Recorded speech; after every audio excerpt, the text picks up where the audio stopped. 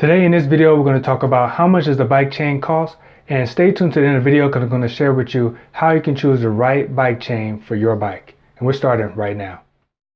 Hey, what's up? This is Troy. We're part of Five Cycling. We'll provide guides and tips for beginner cyclists. If you're new to this channel, I invite you to subscribe so you don't miss out on any tips for cyclists. So how much does the bike chain cost? Well, for a relatively inexpensive bike, it's going to run you at least $16 to about $40.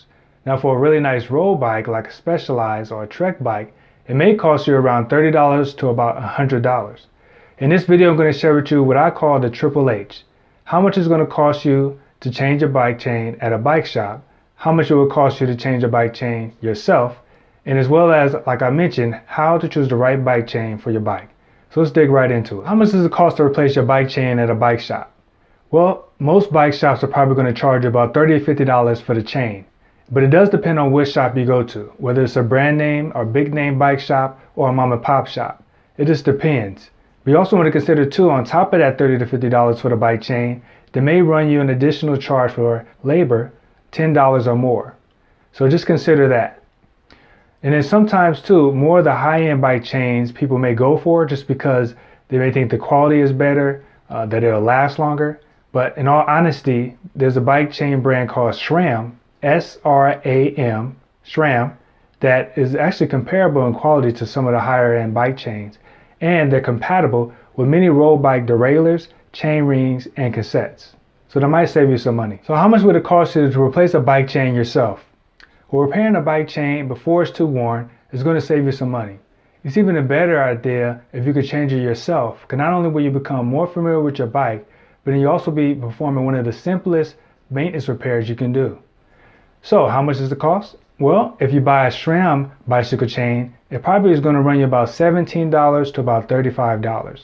The only other cost to that repair is probably going to be your time and maybe a few hand tools that you might need to break the links. So what tools might you need? Well, you might need a chain tool so you can break the links on the old chain and the new one, as well as a master repair plier to mend the bike chain, a Sharpie pen, and also some chain lube, and of course the bicycle chain itself. Now if you want to know how to replace a bike chain, you want to take a look at the link, the I link right above me. That's going to take you to a video from Park Tool. They do an excellent job showing you step by step how to replace a bike chain, how to choose the right bike chain for your bike. For this part of the video, we're going to go over to my website where I have a nice little chart that shows you how to choose the right bike chain for your bike. Let's go take a look at it. Like I was telling you, we're going to go to part5cycling.com and check out how to choose the right bike chain. We're going to go ahead and type in part5cycling.com. It pops up automatically because I'm already, I already go there all the time. So we're just going to click on that. part5cycling.com. You're going to see a lot of interesting posts here. We're going to go to the first one here. How much does the bike chain cost with size chart? So you click on that one. And it's going to take you to this post here. We're going to scroll all the way down so I can show you how to choose a bike chain. All right, so how to choose the right chain. So in this section of this article, I talk about, how most people, they plan to change a bike chain themselves, but they're often overwhelmed by the number of choices online, end up asking their local bike shop for advice. Then they feel bad because they're not going to buy from the bike shop, but they're just going to go online and get something cheaper. But here's how not to be that guy. I have a little chart here below that talks about the different size chains that you can get and for which speeds. So it brings out here too. So if you have a bike with gears, like most road bikes, the amount of cogs on the rear cassette, whether it's 9, 10, 11, or 12 speed, is going to be crucial to find the right size chain.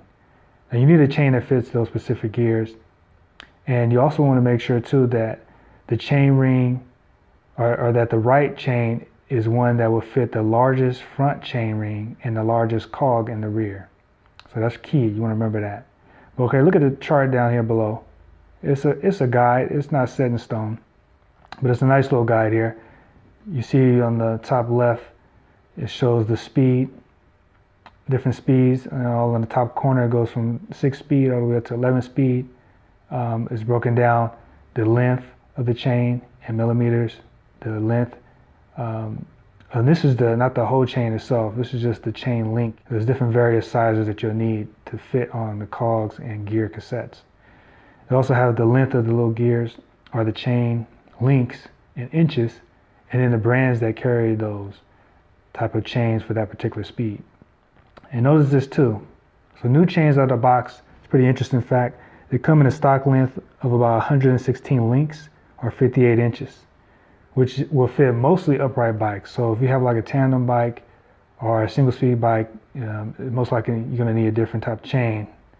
So before installing the bike chain, you want to consider having the correct number of links that attach to the new chain and allow the drive chain to work correctly. It's usually normal for the chain to be a few inches longer than what is needed to fit your drive chain, because you're going to have to cut it anyway. Like I mentioned before, if you're doing it yourself, you're going to need the right tools to cut or break the chain links to the length that you needed for your bike. And here's a good tip. It's relatively easy to shorten a bike chain that's too long, but trying to lengthen the chain that is too short is near impossible without adding more links. Hey, thanks for watching another video. Hey, before you go, I just want to let you know to check out podifycycling.com/chain, CHAIN, where I'm going to share with you even more details regarding your bicycle chain as far as when to change it, as well as belt drive, some pros and cons. So you don't want to miss out on that. And if you haven't already, please hit the subscribe button and notification bell so you don't miss out on future guides and tips for cyclists.